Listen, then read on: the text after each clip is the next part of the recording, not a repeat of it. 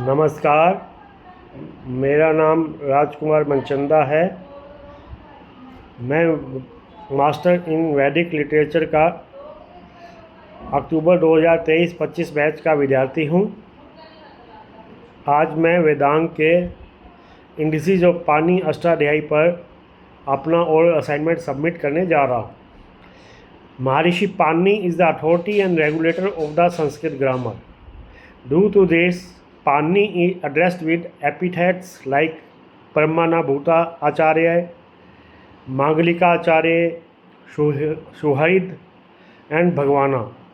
Not a single word in Panini Sutra can be meaningless, and nothing in Panini's grammar lacks significance.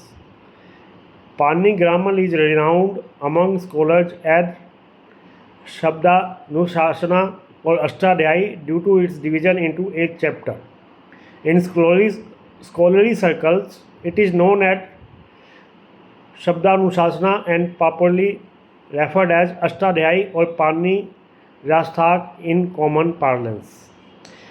Panini Ashtadhyayi is divided into 8 chapters, each consisting of 4 quarters, totaling approximately 4,000 sutras. Some scholars consider it to have 3,981 sutras. And when we add 14 Pratyahara Sutras, the total becomes 3,995. In oral tradition, Ashtadhyayi being considered as a Vedanga, the count is 3983. According to Kashika and Siddhanta Kaumudi Parampara, the count is considered as 3,983. From the perspective of grammatical processes, the Ashtadhyayi can be broadly divided into 3 parts. 1. Combining words to form sentences, chapter 1 to 2, dividing words into roots and affixes, chapter 3 to 5, and constructing established words by combining roots, affixes, and rules, chapter 6 to 8. This grammatical classification provides an insight into the systematic approach of Ashtadhyayi, demonstrating its comprehensive coverage of linguistic elements and logical organization of Sanskrit grammar. In the first 2 chapters of Ashtadhyayi, Panini mentioned the classification of words into Subanta and Tingat with their mutual relationship as sentences.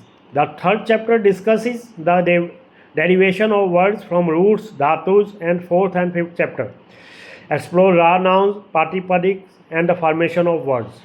Chapter 6 and 7 focus on the nature of Subanta and Tingat words, their roots and affix-based formation and analysis of vowel. The 8th chapter discusses the quick utterance of words in proximity and their impact on sound and vowels. If we consider the subjects covered in terms of topic, the Ashtadhyayi address a wide range of linguistic elements, including nouns and definitions, types of vowels and consonants, verbal roots known as dhatus, and derived verbs, karka, cases, special compounds, samas, verbal derivatives, participles, tadita and agama and adesha. These are the grammatic rules. It also covers topics such as study of vowels, duals, and sandhis. Panini composed the entire Ashtadhyayi in the form of sutra, aphorism. Both ways the sutras are the same, only the arrangement is different. The statement indicates that Panini authored the Ashtadhyayi in the form of sutra. A verse in the Panini Shiksha states, Yo nakshar samanyam anj dhagmayam maheshwara ka kritsanam vyakaranam proktam tasme panne nama. Based on this verse, 14 Pratyahara Sutra are referred to as Maheshwara Sutra or Shiva Sutra. According to Acharya Yudhishthira Mimamsa, although Panini used elements from the entire ancient linguistic tradition in his teachings, his primary source was on Apishali grammar. Although Panini likely formulated the sutras during the period of instruction, as teaching would not be possible without them, Patanjali in this Mahabhashya considers Panini Sutra in their compiled form of as authoritative. In Panini grammar, there are clear glimpses of verses from ancient grammatical texts at various places. Panini, while interpreting the term Yuktam, delivered 2 sutras. Analyzing Panini Ashtadhyayi, it becomes evident that grammar he was documenting was a vernacular language.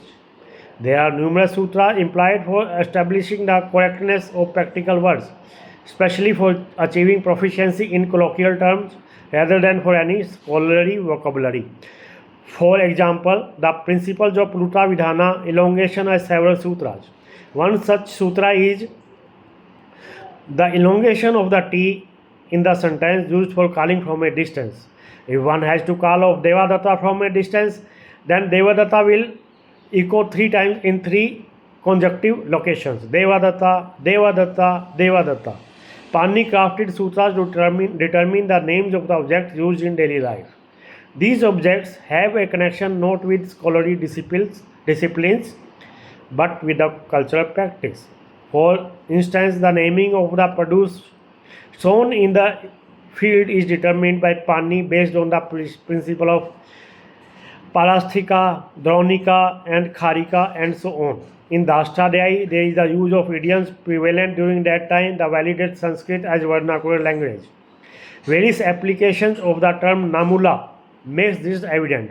For instance, in the phrase Shayothanam Dhavati, which means rising from the bed and running, it implies that due to urgency, the person runs without bothering about the essential task.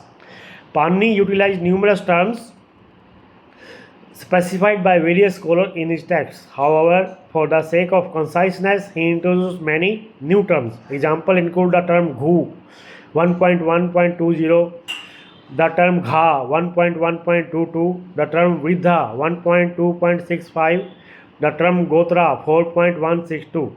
Based upon his meticulous analysis of the intricacies of the Sanskrit language during his time, not only they formulated and regulated the principles of contemporary Sanskrit, but also influenced future Sanskrit composition.